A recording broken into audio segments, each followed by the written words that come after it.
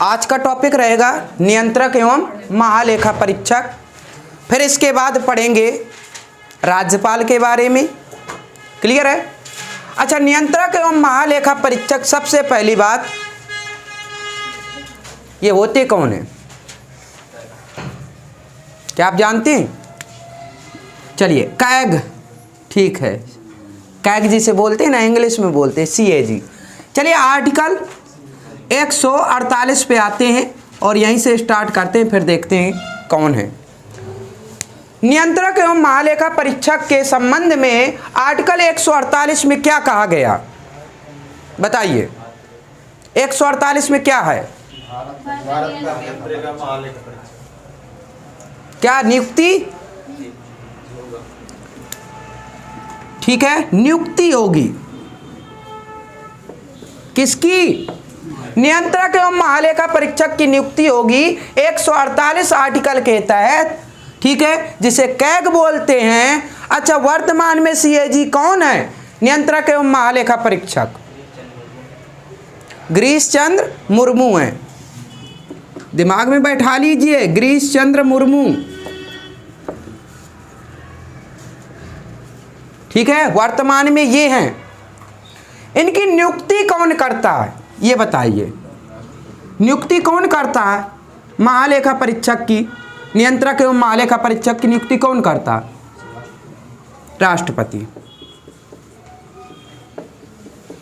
ठीक है, राष्ट्रपति नियुक्त करते हैं। अच्छा, इनका समय क्या होता है? कितने समय के लिए नियुक्त होते हैं? 6 वर्ष और 6 वर्ष या 65 वर्ष इनकी नियुक्ति होती है। 6 वर्ष के लिए या 65 वर्ष के लिए। अगर 65 वर्ष की एज हो जाएगी कंप्लीट तो हट जाएंगे, और नहीं तो 6 वर्ष जैसे हो जाएंगे तो फिर हट जाएंगे। क्लियर है बात? इतने समय के लिए होती है इनकी नियुक्ति, और कौन करते हैं? राष्ट्रपति महोदय करते हैं। हमने कहा ये होते क्या हैं, क्या करते हैं, इनके कार्य क्या होते हैं, ये सब चीजें देखेंगे। तो इन्हें महालेखाकार भी कहते हैं। इन्हें क्या कहते हैं? महालेखाकार भी कहते हैं। ये भारत के लेखाकार होते हैं। अच्छे से समझने के लिए इन्हें हम आर्टिकल 149 पे पहुंचेंगे। आर्टिकल 149 में क्या है? इनके क्या दिए हैं? कर्तव्य। इनके कर्तव्यों एवं शक्तियों की बात की गई है। सही है?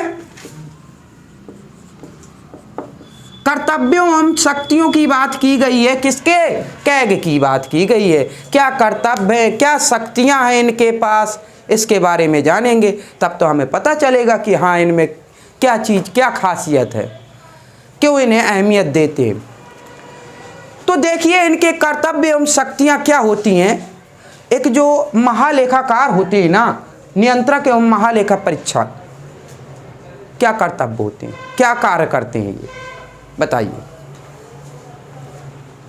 जो भारत के, एक तो सबसे बड़ी बात कि ये विधि अधिकारी होते हैं कि नहीं?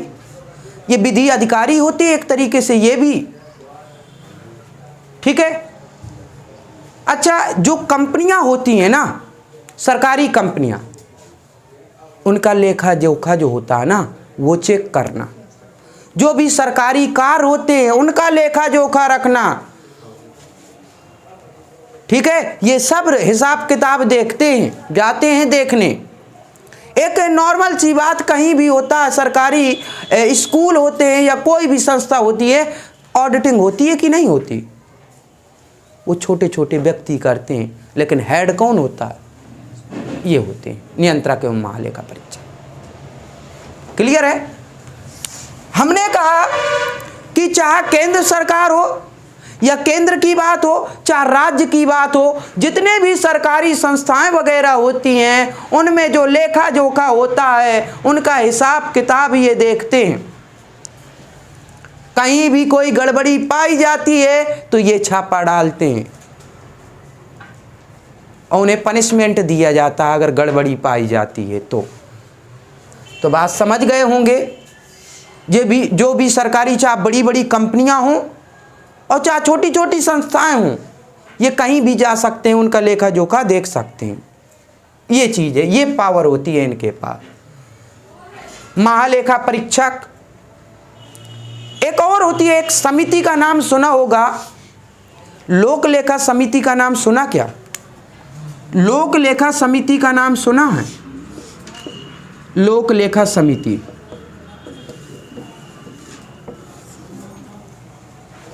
इसकी जुड़वा बहन भी होती है।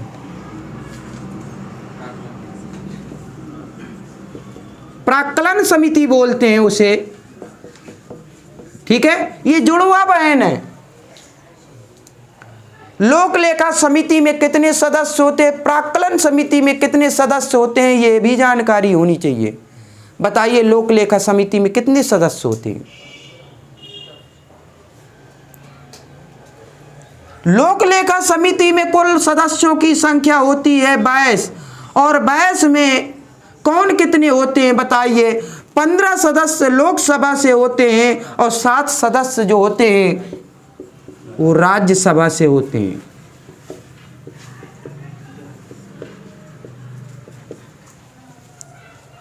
लोक लेखा समिति एक बनाई जाती है, उसमें से 22 सदस्य होते हैं और 22 में 15 सदस्य लोकसभा से लिए जाते हैं और 7 सदस्य आपके राज्यसभा से लिए जाते हैं, और ये बन जाती है लोक लेखा समिति। ये भी जांच पड़ताल करती है।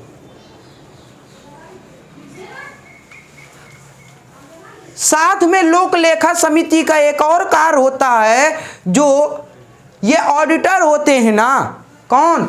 नियंत्रक एवं महालेखा परीक्षक। इनकी भाषा बहुत कठिन होती है, ठीक है, इनकी भाषा जो ऑडिटिंग की भाषा होती है ना, वो बहुत हार्ड होती है, और इसको सरल रूप से बताने के लिए जब संसद में पेश किया जाएगा ना, तो क्या वो पढ़े लिखे हैं क्या? सब नहीं पढ़े लिखे होते ना, और फिर पढ़े लिखे होते भी हैं तो पता नहीं क्या पढ़ा लिखा है। जरूरी थोड़ी है कि कॉमर्स साइड से अकाउंटिंग सीखी होगी, और अकाउंटिंग की भाषा बहुत हार्ड होती है। जब इन्हें नहीं आता सब लोगों को, तो लोक लेखा समिति क्या करती है, इस ऑडिटिंग की जो बात भाषा होती है अकाउंटिंग की, उसे सरल शब्दों में व्यक्त करते हैं, ताकि सब संसद के जितने सदस्य हों उन्हें समझ में आए। ये इनका कार्य होता है लोक लेखा समिति का। बात क्लियर है? क्वेश्चन आता है, ध्यान दीजिए। लोक लेखा समिति में कितने सदस्य होते हैं? 22 सदस्य होते हैं, जिनमें से लोकसभा के कितने सदस्य होते हैं? 22 में से 15 होते हैं, 7 किससे? राज्यसभा से होते हैं। ये क्वेश्चन एक एक पॉइंट बोल रहे हैं, एक एक पॉइंट से क्वेश्चन बनते हैं यहाँ पर। बहुत इंपॉर्टेंट समिति ये एक और समिति प्राक्कलन समिति से क्वेश्चन आते हैं। हम मात्र आर्टिकल बस नहीं पढ़ा रहे हैं, हम एक्स्ट्रा फैक्ट भी बता रहे हैं जहाँ से क्वेश्चन आते हैं एग्जाम में। एग्जाम उठा के देख लीजिए जो आए हुए प्रश्न, तो उनमें से पता चल जाएगा कि समितियों से कितनी बार क्वेश्चन इन दोनों से किया गया। प्राक्कलन समिति में कितने सदस्य होते हैं? प्राक्कलन समिति में 30 सदस्य होते हैं। प्राक्कलन समिति में 30 सदस्य होते हैं और लोक लेखा में 22 सदस्य होते हैं कुल टोटल। हमने कहा जो 30 सदस्य होते हैं ना प्राक्कलन में, वो पूरे के पूरे कहां से? लोकसभा से लिए जाते हैं। ये लोकसभा से लिए जाते हैं प्राक्कलन वाले। क्लियर है? पूछा जाता है कि बताइए प्राक्कलन समिति में राज्यसभा के कितने सदस्य होते हैं? हमने कहा एक भी नहीं लिए जाते, पूरे के पूरे लोकसभा के होते 30 के 30। 2 समितियों के बारे में हो गया। नहीं, ये एक्स्ट्रा फैक्ट है। हमने सिर्फ ये चीज बताई कि नियंत्रक एवं महालेखा परीक्षक की जो भाषा होती है उसको सरल रूप से संसद में प्रस्तुत करने का कार्य लोक लेखा समिति का होता है। जब लोक लेखा समिति का होता है, ये शब्द ही आ गया तो उसके बारे में हमने बताया। इतना मतलब था, और इसके साथ में जुड़वा बहन इसे कहा जाता है, तो ये भी तो जरूरी है, एग्जाम में पूछ सकता है। ठीक है, तो ये चीजें हैं, ये एक्स्ट्रा फैक्ट है इसमें। ठीक, अब आते हैं, यही है कर्तव्य एवं शक्तियों की बात। हमने कहा कहीं किसी भी राज्य में हो, कहीं भी इनका अधिकार होता है नियंत्रक एवं महालेखा परीक्षक का जांच करने का। ठीक है, देखते हैं ऑडिटिंग का कार्य, यही शक्तियां हैं इनके पास। ठीक है, तो इस प्रकार से 2 आर्टिकल से ही बड़े से बड़े एग्जाम में 2 आर्टिकल से ही आता है एग्जाम में जो भी पूछते हैं क्वेश्चन, और जितने क्वेश्चन हमने बता दिए यहीं से पूछे जाते हैं। बात क्लियर। और इस प्रकार से नियंत्रक एवं महालेखा परीक्षक आपका समाप्त होता है। इतना बस दिमाग में बैठा लीजिए, कुछ पढ़ने की जरूरत नहीं है। और आज अब आगे बढ़ते हैं राज्यपाल की ओर। जो राज्यपाल है ना, इंग्लिश में बोलते हैं गवर्नर। क्या बोलते हैं? गवर्नर बोलते हैं। क्या आप लोगों ने हिस्ट्री पढ़ी क्या? अगर हिस्ट्री पढ़ी हो तो बताइए, गवर्नर क्या अंग्रेजों की देन है?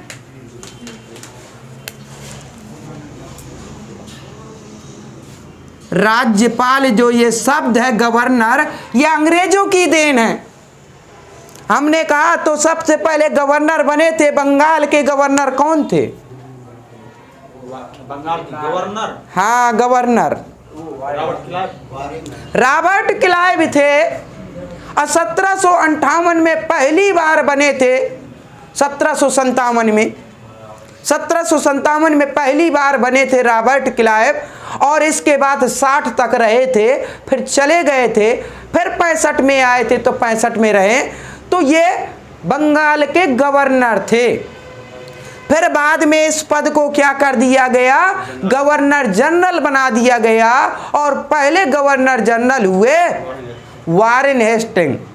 हमने कल बताया था रेगुलेटिंग एक्ट क्या है, उसी के तहत इस पद को गवर्नर को क्या कर दिया गया? गवर्नर जनरल बना दिया गया, और पहले हुए वारेन हेस्टिंग। इसके बाद गवर्नर जनरल जो बंगाल के होते थे ना, उसको कह दिया कि भारत का गवर्नर जनरल।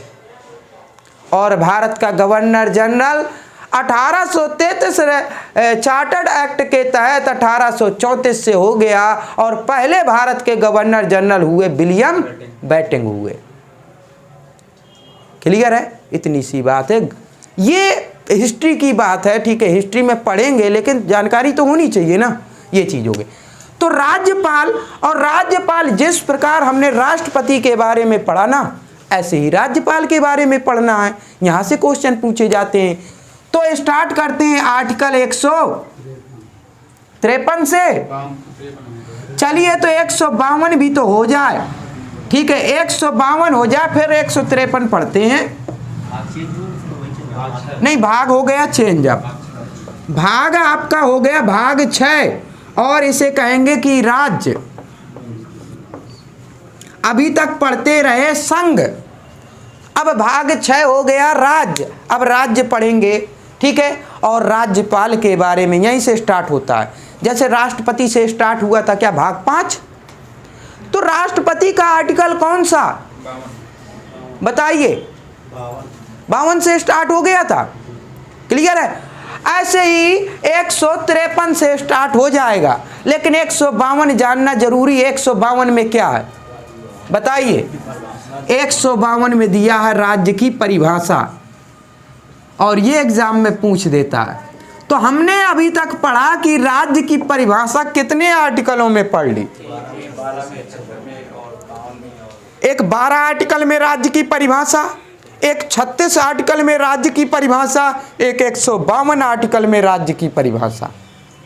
फाइनल 3 आर्टिकलों में है राज्य की परिभाषा। पूछ सकता है और पूछता है। आया अभी यूपीएसआई का पेपर हुआ तो पूछा गया ये वाला क्वेश्चन, यूपीएसआई में पूछा गया, ठीक है। और यूपीएसआई यानी सब इंस्पेक्टर के एग्जाम में ये समझ लीजिए कि संविधान का मेन अहम रोल होता है, ठीक है। और इसी के दम पर जो स्टूडेंटों के नंबर आए ना कोचिंग में, सिर्फ इसी के वजह से, क्योंकि इतना डीपली पढ़ाया कि यहाँ से क्वेश्चन बाहर नहीं जाने पाए, सबको बने। तो ये चीज़ें हैं, और हम दावा करते हैं यूपीएससी लेवल तक का। या एसआई तो ठीक है, आपके वनडे एग्ज़ाम तो ठीक है, लेकिन हम यूपीएससी तक का दावा करते हैं पॉलिटी से, कि पॉलिटी में बाहर नहीं जाने देंगे क्वेश्चन, ठीक है। तो 152 आर्टिकल में राज्य की परिभाषा, राज्य की परिभाषा होती क्या है? क्या आपको पता है राज्य की परिभाषा क्या है? क्या है राज्य की परिभाषा? राज्य किसे कहते हैं? बिल्कुल है। एक निश्चित भूभाग होना चाहिए और उस भूभाग पर जनसंख्या होनी चाहिए। दूसरा पॉइंट, जनसंख्या तो होनी चाहिए ना, और जनसंख्या अगर है तो उस पे एक सरकार भी होनी चाहिए ताकि नियंत्रण कर सके। अगर सरकार है तो कैसी सरकार? संप्रभुता लिए होनी चाहिए, खुद की गुलामी नहीं कि गुलाम हो किसी का। ये चार चीजें जिसमें सबसे महत्वपूर्ण राज्य का तत्व माना जाता है वो संप्रभुता। आता चारों ऑप्शन आते हैं। बार-बार क्यों दे रहा था?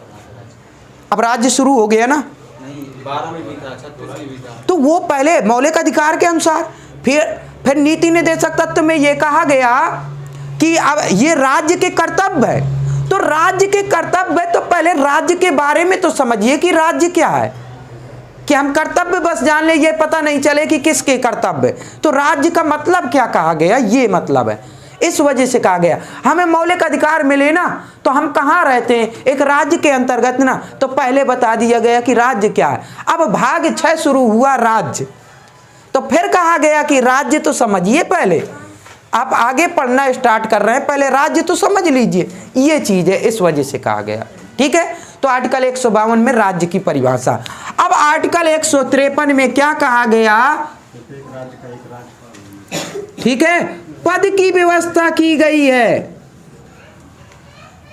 पद जानते हैं ना, कहा गया है कि प्रत्येक राज्य में एक क्या होगा, एक राज्यपाल होगा। प्रत्येक राज्य में एक राज्यपाल होगा। ये अलग बात है कि किसी राज्य में राज्यपाल नहीं है तो क्या करते हैं, 2 राज्यों का एक राज्यपाल भी हो सकता है।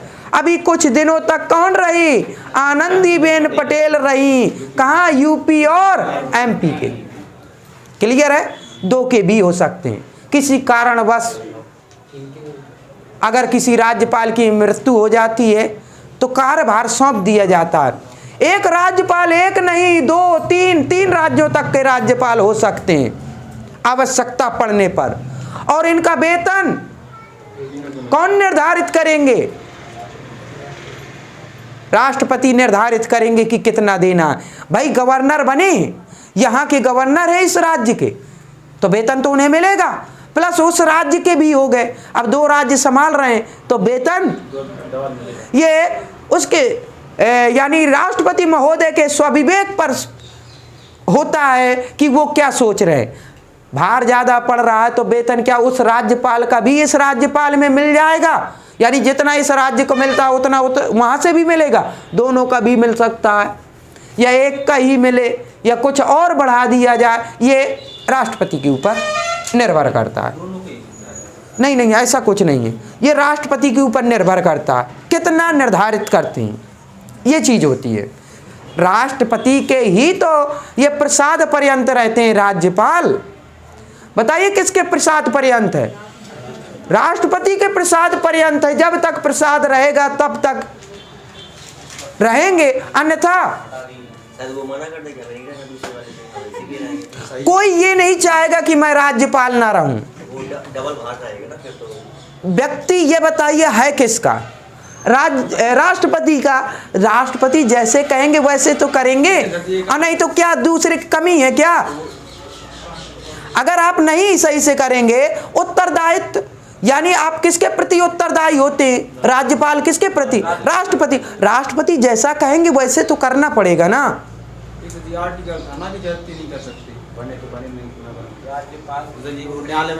143 आर्टिकल में किसके लिए था, नहीं 143 आर्टिकल में यह था कि राष्ट्रपति सलाह ले सकते किससे, मुख्य न्यायाधीश से।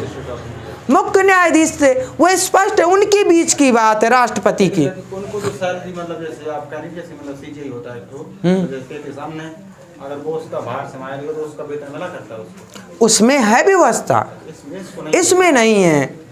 इसमें कह दिया गया है राष्ट्रपति जैसा चाहे निर्धारित करेंगे उनका वेतन, क्या कैसी फैसिलिटी देना, ये चीजें, कितनी सैलरी रखें, कितना वेतन रखें, वो निर्धारित करेंगे, उनका व्यक्ति है। ठीक है, चलिए तो 153 में पद की बात की गई है, प्रत्येक राज्य में एक राज्यपाल होगा। चलिए आर्टिकल 154 में क्या है,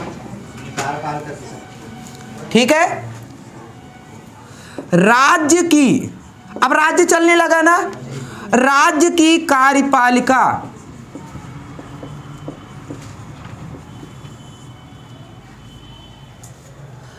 एक था आर्टिकल 53, संघ की कार्यपालिका की शक्ति किसमें निहित होगी? राष्ट्रपति में। ऐसे ही राज्य की कार्यपालिका की शक्ति जो निहित होगी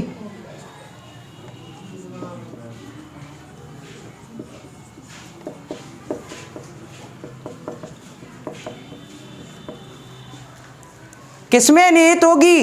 राज्यपाल में। और कार्यपालिका शक्ति का अध्यक्ष कौन होंगे? राज्यपाल होंगे। ठीक है, संघ की है तो राष्ट्रपति और राज्य की है तो राज्यपाल। किसकी? कार्यपालिका के अध्यक्ष जो हैं, राज्य की कार्यपालिका की। अच्छा, आर्टिकल 155 अभी नहीं पहुंचते हैं, पहले यहीं समझ लीजिए राज्य की कार्यपालिका होती क्या है। राज्य की कार्यपालिका कौन सी होती है? हमने कहा कार्यपालिका का मतलब जानते हैं, 3 अंग होते हैं। एक होती है कार्यपालिका, एक होती है विधायिका, एक होती है न्यायपालिका। हम कार्यपालिका की बात कर रहे हैं। कार्यपालिका किसे कहते हैं तो समझ लीजिए, कार्यपालिका किसे कहते हैं? कार्यपालिका जो कार्य करेगा उसी को तो कहेंगे कार्यपालिका के अंतर्गत है। तो कौन कौन कार्य करते हैं? हमने कहा अगर राज्य की बात है या केंद्र की बात है तो एक तो राज्य की कार्यपालिका जो होती है, जैसे केंद्र में संसद होती है ना, ऐसे इधर भी तो होगी। उसे क्या कहते हैं? उसे विधानमंडल कहते हैं। तो विधानमंडल जो होते हैं ना, तो विधानमंडल में कितने कौन कौन होते हैं? जैसे संसद में 3 अंग होते हैं। कौन कौन? कार्यपालिका के भी 3 अंग होते हैं, और जरूरी नहीं कि 3 अंग हों, 2 अंग भी काम चलाएंगे भाई। हमने कहा कार्यपालिका, राज्य की कार्यपालिका के 3 अंग यानी विधानमंडल के 3 अंग। विधानमंडल के 3 अंग कौन कौन से होते हैं? एक विधानसभा होती है, एक विधान परिषद होती है, और साथ में राज्यपाल होते हैं। क्या भारत के सभी राज्यों में विधान परिषद है क्या? नहीं है। कितने राज्यों में? 6 राज्यों में। क्या 6 राज्य पता कौन कौन से? कौन कौन से? पहला नंबर उत्तर भारत में देख लीजिए, अपना यूपी। दूसरा बगल में बिहार, मात्र 2, और 4 हैं दक्षिण में। दक्षिण में कौन? महाराष्ट्र। महाराष्ट्र के नीचे कर्नाटक। कर्नाटक के बगल में आंध्र प्रदेश, और बगल में तेलंगाना। मात्र 6 राज्यों में विधान परिषद है। मैप के थ्रू बताएंगे, एक एक बताएंगे, फिर और अच्छे से याद होगा। क्योंकि अभी मैप का ज्ञान नहीं होगा ना, तो राज्य नहीं पता चलते कि कौन कहाँ है। ठीक है, बहुत आराम से पढ़ेंगे, टेंशन न लीजिए। बहुत जल्दी हम दूसरी क्लास शुरू करने वाले हैं हिस्ट्री वगैरह की। ठीक है, ये चीज़ें हो जाएंगी, ज्योग्राफी की भी। तो विधानसभा, विधान परिषद और राज्यपाल। अगर किसी जिन राज्यों में विधान परिषद नहीं है ना, तो वहां पर विधानमंडल, विधानसभा और राज्यपाल से मिलकर ही बन जाती है। स्पष्ट है? चलिए आगे बढ़ते हैं। ये तो एक्स्ट्रा हो गया, आगे इस चीज को पढ़ेंगे। जैसे हमने पढ़ा था संसद, राज्यसभा और लोकसभा 79, 80, 81 पढ़ा था कि नहीं? ऐसे ही यहाँ पढ़ेंगे 168, 169, 170, 171। क्लियर है? यहाँ ऐसे ही पढ़ेंगे, तब और अच्छे से समझ में आ जाएगा ये क्या चीज़ें हैं। ठीक, चलिए हमने कहा ये हो गया, काफ़ी है। ठीक है, तो कार्यपालिका का अध्यक्ष कौन होगा? राज्य की कार्यपालिका का अध्यक्ष राज्यपाल होगा। आर्टिकल 156 के तहत और 153 के तहत क्या है? पद की व्यवस्था। किसके पद की? ये मत भूल जाइए। हम ऐसे आराम से लिख रहे हैं कि पद है यहाँ पर, लेकिन ये ना समझ लीजिए कि पद किसके पद की बात है, राज्यपाल की। और ऐसा कहा गया कि प्रत्येक राज्य में एक राज्यपाल होगा, ये स्पष्ट लिखा गया, लेकिन हमने संकेत रूप में लिख दिया है। ये क्लियर है। आर्टिकल 155 में क्या है बताइए, नियुक्ति। अब किसकी नियुक्ति की बात है, राज्यपाल पढ़ रहे हैं तो राज्यपाल की नियुक्ति की बात है। हम पूरा नहीं लिख रहे कि राज्यपाल की नियुक्ति कौन करता है, वो समझाए दे रहे हैं, ठीक है। तो हमारे जो हम बोल रहे हैं ना, उस पर बहुत अच्छे से सुनना है और आपको कलम भी चलाते जाना है।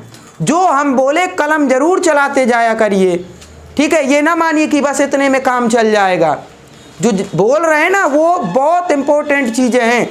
तो नियुक्ति कौन करता है बताइए, राष्ट्रपति करते हैं, सही है, ठीक है। तो राज्यपाल की नियुक्ति किस आर्टिकल के तहत, हमने कहा आर्टिकल 155 के तहत होती है। कौन करते हैं तो राष्ट्रपति करते हैं, बस इतनी सी बात है। अगर राज्यपाल से कोई आर्टिकल आया है ना एग्जाम में सबसे ज़्यादा अभी तक, ज़्यादा से ज़्यादा वो आपका 155 आर्टिकल आया है अभी तक।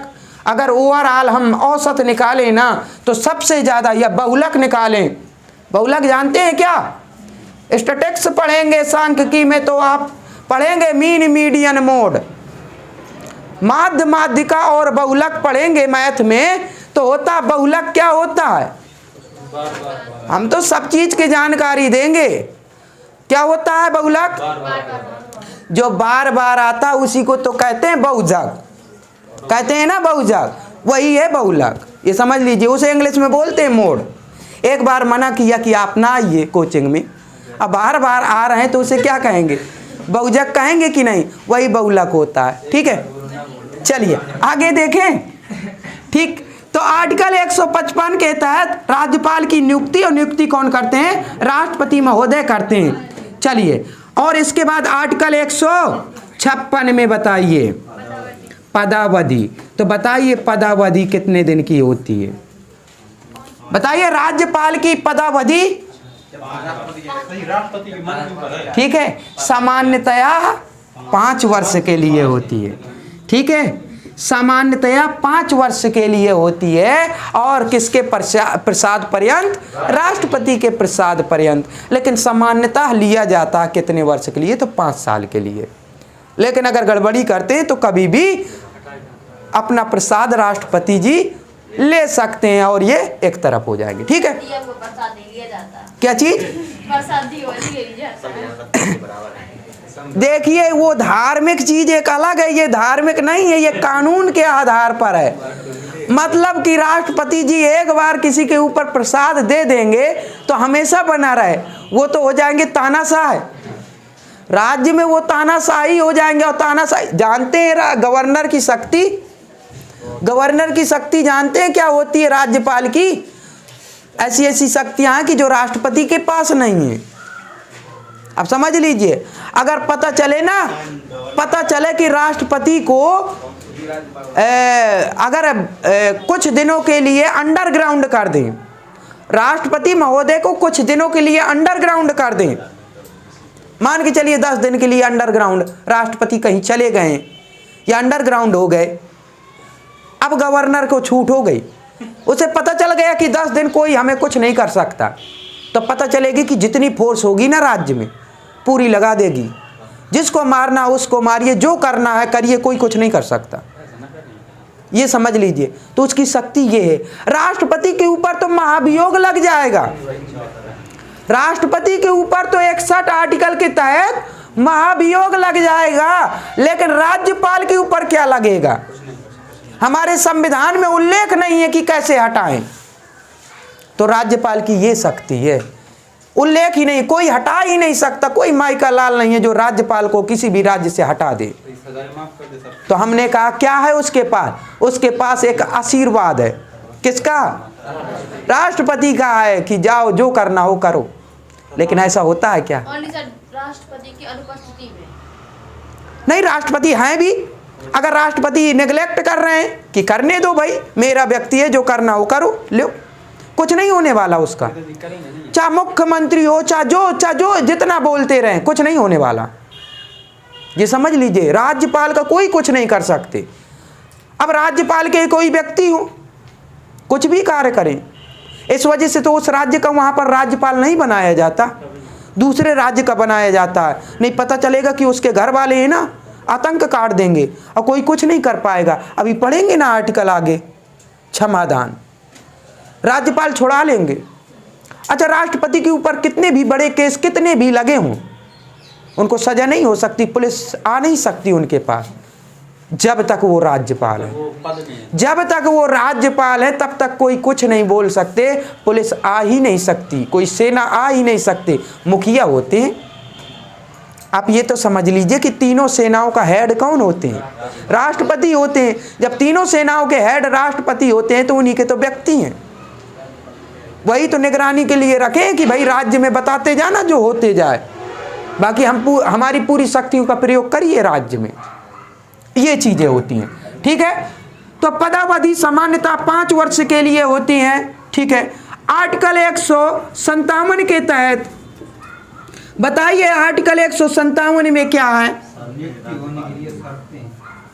अहर्ताएं हैं, ठीक है। अहर्ताएं जानते हैं क्या है? योग्यताएं। राज्यपाल की क्या योग्यता होनी चाहिए? अगर आप एक गवर्नर बन रहे तो क्या योग्यता होनी चाहिए? अहर्ताएं। हमने कहा कम से कम आयु 35 वर्ष की हो जानी चाहिए, ठीक है। और लाभ का पद नहीं होना चाहिए। आप भारत के नागरिक हो, योग्यताएं ही तो हैं। और आगे इसके आगे शर्तें हैं। शर्तें ये हैं कि जिस राज्य में आप राज्यपाल हैं उस राज्य के आप निवासी नहीं होने चाहिए। अगर उस राज्य के हैं तो नहीं हो सकते वहां पर गवर्नर, ये शर्तों में आ जाएगा। तो आर्टिकल 158 आर्टिकल में शर्तें लिख लीजिए। जैसे राष्ट्रपति की शर्तें अहर्ता शर्तें चल रही थी वैसे इनकी भी हैं। तो कम से कम आयु कितनी? कम से कम आयु 35 वर्ष, ठीक है। और राष्ट्रपति के लिए 35 वर्ष राष्ट्रपति के लिए, 35 वर्ष राज्यपाल के लिए। क्लियर है ना? ये दो की ऐसी एज होती है कि 35 साल से एक भी कम नहीं होनी चाहिए, तभी आप राज्यपाल या राष्ट्रपति बन सकते हैं। ये राष्ट्रपति है, राज्यपाल है, इनको मतलब वो किन्नर होते हैं, वो लड़ सकते हैं इसका चुनाव? किसका? राष्ट्रपति का। राष्ट्रपति का चुनाव कोई भी लड़ सकते हैं, किन्नर भी कोई भी लड़ सकते हैं। नहीं, बिल्कुल लड़ सकते। 35 वर्ष की आयु हो गई, उसके लिए 50 होते हैं, हम वो करें तो कि हम लड़ें। आप लोगों के अगर ये समझ लीजिए, अगर 35 वर्ष की आयु हो जाए जब, तो राष्ट्रपति का चुनाव लड़ सकते हैं। किसी पार्टी से नहीं, निर्दलीय लड़िए। हाँ बिल्कुल, वो सब हो जाते हैं। आप एक बार करिए तो सब हो जाते हैं। प्रस्तावक की बात कर रहे हैं ना कि इतने इतने होने चाहिए, वो सब हो जाते हैं। प्रस्तावक बनाने में क्या दिक्कत है? क्या प्रस्तावक हम बन जाएंगे? लड़िए तो पहले। अभी ये चुनाव लड़ते तो बनते नहीं है, प्रस्तावक बनते नहीं है। उसी वार्ड के होने चाहिए। ऐसा होता ना, जहां से आप लड़ेंगे क्यों नहीं हो जाएंगे? वो तो भारत का चुनाव लड़ रहे हैं तो भारत के कहीं से भी हो, हम बन जाएंगे, टेंशन क्यों ले रहे हैं? कम से कम 35 होनी चाहिए, ठीक है। और अपने नाम करने के लिए एक बार चुनाव जरूर लड़िए। किसका? राष्ट्रपति का चुनाव लड़िए। कितना रुपए खर्च होना है? क्यों? हमें नहीं खर्च करना, हम नाम के लिए। बताइए, आपका नाम अखबारों में आएगा, न्यूज़पेपर में कि नहीं आएगा कि आप राष्ट्रपति का चुनाव लड़े? भले ही एक भी वोट ना मिले, लेकिन लड़े कि नहीं लड़े, नाम होगा राष्ट्रपति का। यहाँ आप प्रॉब्लम हो जाती है मेंबरी का चुनाव लड़ने में। हम राष्ट्रपति का लड़ रहे हैं, कम से कम नाम होगा कि हमने राष्ट्रपति का लड़ा। कितना रुपए खर्च होना है?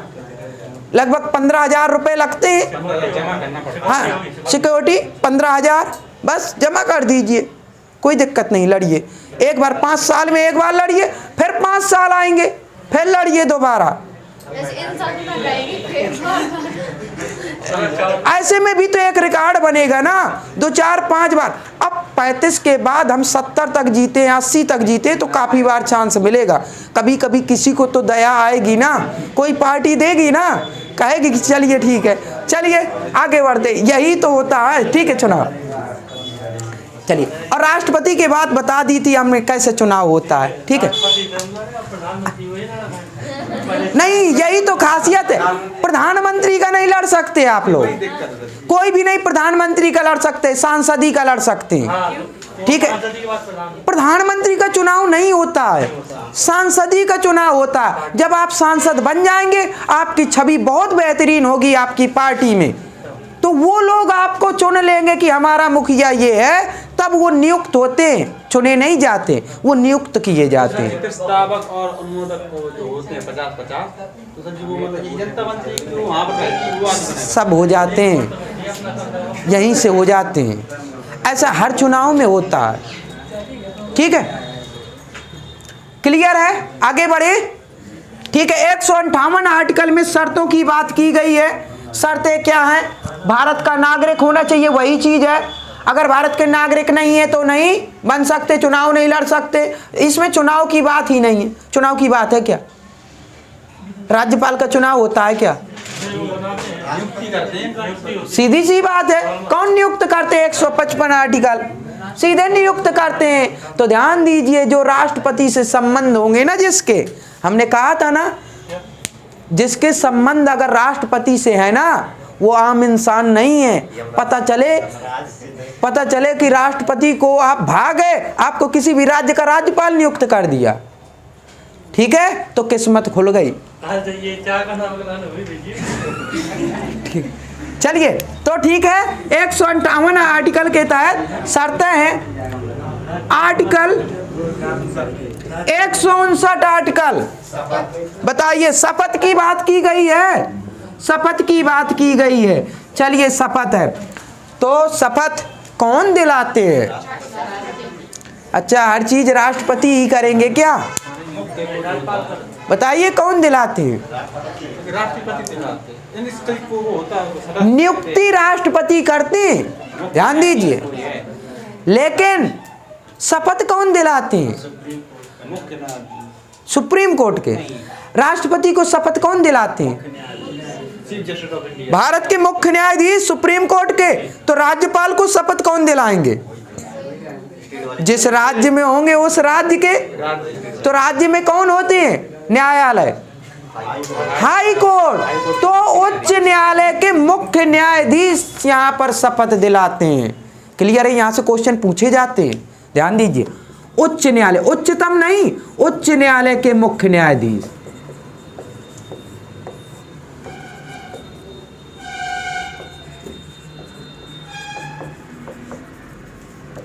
क्लियर?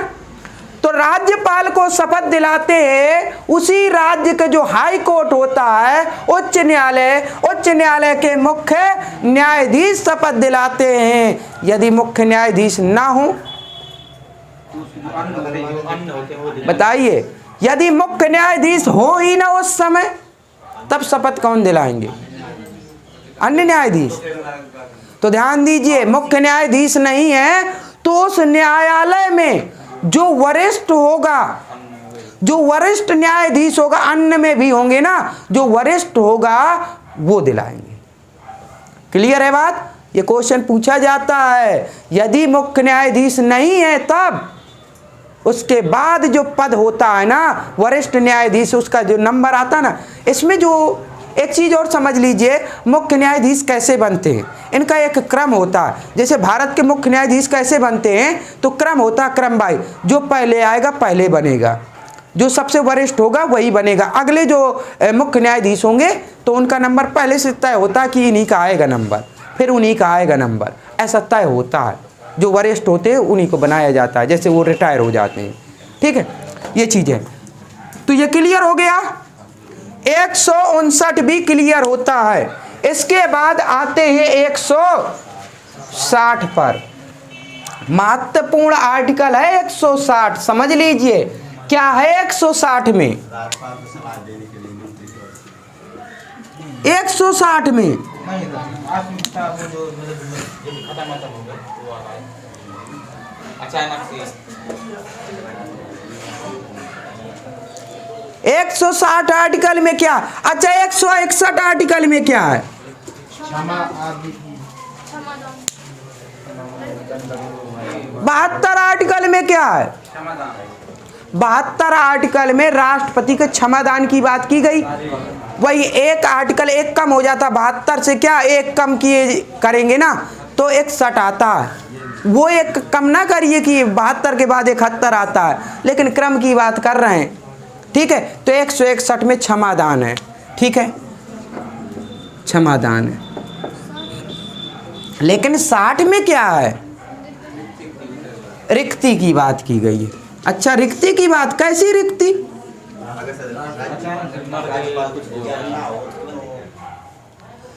राज्यपाल के कार्य के निर्वहन की बात की गई है। क्या राज्यपाल के कार्य के निर्वहन की बात की गई है?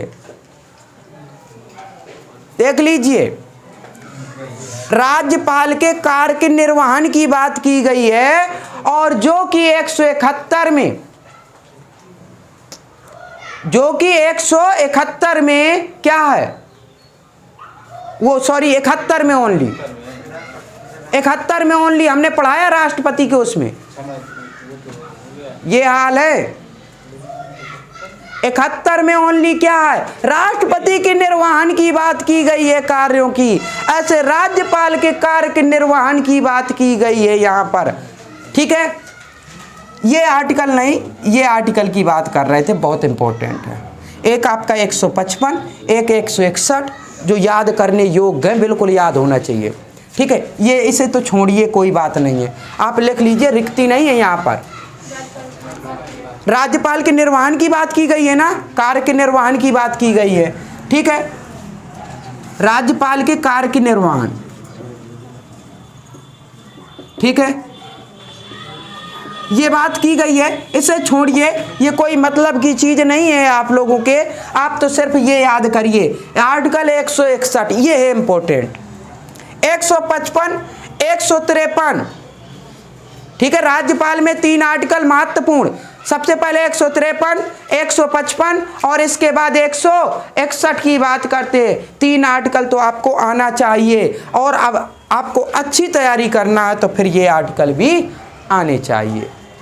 लेकिन आपको ज़्यादा नहीं पढ़ना, तो बता रहे हैं कि इतने में भी काम चलेगा, जो एग्ज़ाम में सबसे ज़्यादा पूछे जाते हैं। ठीक है, क्षमादान, हमने कहा कि 72 आर्टिकल में राष्ट्रपति क्षमादान करते थे। क्षमादान करने की शक्ति राष्ट्रपति में होती है, और राज्यपाल में 2 ही तो व्यक्ति होते हैं। तो राज्य में जो होते हैं क्षमादान कौन करते हैं? राज्यपाल। ठीक है, कैसा क्षमादान? हाँ, ठीक है, अगर कोई अपराध करता है, अपराधी है, उसे किसी सजा हो गई, मान के चलिए कि उसे आजीवन कारावास हो गया। अगर आजीवन कारावास हो रहा तो इसका मतलब अनलिमिटेड हो गया, वो तो बंद रहेगा। तो राज्यपाल जी अगर चाहेंगे, अगर कोई जाता है और उनसे सिफारिश करते हैं राज्यपाल महोदय से, तो वो हो सकता है कि उस सजा को वो 5 साल में कन्वर्ट कर दे, 6 साल में कन्वर्ट कर दे, 1 साल में कन्वर्ट कर दे, 6 माह के लिए कन्वर्ट कर दे। ठीक है, या पूरी तरीके से माफ कर सकते, सजा को पूरी तरीके से माफ कर सकते। ये पावर होती है राज्यपाल में 161 आर्टिकल के तहत। ये पावर किसने दी? राष्ट्रपति ने दी, क्योंकि उन्हीं के प्रतिनिधि होते हैं प्रत्येक राज्य में। इस वजह से हम कहते हैं कि राज्यपाल उस राज्य का नहीं होता। अगर होगा उस राज्य का तो उनकी शक्तियों का प्रयोग गलत तरीके से होने लगेंगी। ठीक है, ये कारण है। अभी पुलिस में जो होते हैं ना, एसआई हो या पुलिस, उनको तो अपना जिला नहीं मिलता। मिलता है क्या? अपना जिला क्यों नहीं मिलता? पता चलेगा कि फिर दिक्कत हो जाएगी। उसके जो गांव के है ना, और उसके घर क्या, अच्छा एमपी में मिल जाता है। ठीक है, अच्छी बात है वहाँ पर। ठीक है। तो परिवारवाद जो होता है ना, लड़ाइयाँ ज़्यादा होने लगती हैं, ठीक है, ऐसा होता है। राज्यपाल हैं, मिलता भी टाइम देते हैं कुछ बहुत बाद में, 3 या 5 साल कुछ देते हैं लेकिन अपना जिला शायद नहीं मिलता। 3 से 5 साल का टाइम होता है। जिला मिल जाता है, 10 साल तक मंडल मिल जाता है। थाना तो जिंदगी में नहीं मिलेगा, जनपद मिलता है। ठीक है, जनपद अगर मिल जाए तो मिल जाए, लेकिन अभी तो प्रावधान इतना ही है, नहीं जितने लोग यहाँ से निकले हैं पुलिस में, तो किसी को आसपास का जिला नहीं मिला है, मतलब लगा हुआ नहीं मिलता है। अभी ज्यादा नकलों से सीधे आ रहा, होली टाइम ये कचहरी ड्यूटी लग गई। अच्छा, कचहरी ड्यूटी में आ गया मारवा। चलिए ठीक है, हाँ हो जाता है। लेकिन शुरुआत में जब ज्वाइनिंग होती है ना, हम बता दे रहे हैं, जब ज्वाइनिंग होती है ना, तो ये होता है कि जिस जिले के आप निवासी हैं उसके आसपास जितनी भी सीमा लगती हैं जिलों की, उन जिलों में नहीं होगी नहीं, ठीक है, ज्वाइनिंग उनमें नहीं होती है, क्योंकि जितने लोग सेलेक्ट हुए हैं, गए हैं यहाँ से, तो बहुत दूर दूर है, जैसे आपका सोनभद्र में, ललितपुर है, ऐसे लगे, ठीक है, काफ़ी दूर दूर लगे, ठीक है, लखनऊ ऐसे पोस्टिंग हुई है, तो ये चीज़ है। चलिए ठीक है, एक की सीतापुर में लगी। चलिए, क्षमादान ये हो गया 161 आर्टिकल, और 161 आर्टिकल के बारे में जान भी गए होंगे। चलिए ठीक है, तो आज के लिए राज्यपाल को यहीं समाप्त करते हैं, ठीक है, और कल का टॉपिक फिर आगे थोड़ा सा चेंज करते हैं इसी में से, ठीक है, और आगे बढ़ाएंगे, महत्वपूर्ण टॉपिक पे चलेंगे, ठीक है।